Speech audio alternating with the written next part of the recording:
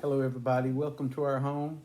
This is Keith and Rachel bringing you another short devotional, hoping and praying that you're safe. It seems like, well, it is a fact that our hospitals are overflowing with sick folk right now. And we're certainly praying that you or your loved ones are not any of those people, praying for your protection and your safety. It's a lot easier to learn how to do something if someone will show you how to do it.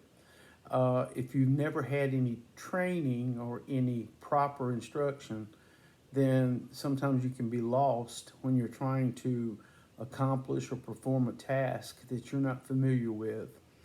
That's why in Christianity we always have an example, and that example is Jesus. He walked this earth, he came here to blaze a trail, to make a path for us. He took his disciples aside and he told them and showed them exactly what it was that he wanted them to do.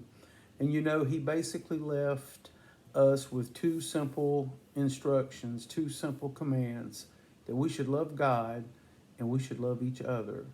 And friend, I'm telling you that in itself was a monumental task for a man who was as hated as Jesus was. Jesus said that we ought to, in the words in red in Matthew in the Sermon on the Mount, said that we should do good to those that despitefully use us, that we should pray blessings upon people who come against us. In this world today, Christianity is suffering a lot of enemies. I'm sure you know what's going on in Afghanistan and the Middle East. Well, that's nothing new. It's been happening for centuries, and it's not going to stop till Jesus comes. But the reason many people are being opposed today is not because of their Christianity, it's just because of their opinions. Things like politics, vaccinations, you got Democrats, Republicans, vaccinated, unvaccinated, and then people just fall out because someone else is not doing what they're doing, and we think we're right, or they think they're right. Friend, God says that we ought to love each other.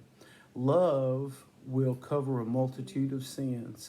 And if we can love each other through this pandemic, can't we? I know that we can.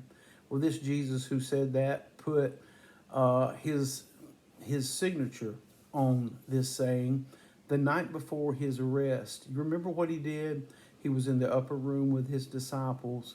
And the Bible says after supper, he arose and took a towel and girded himself.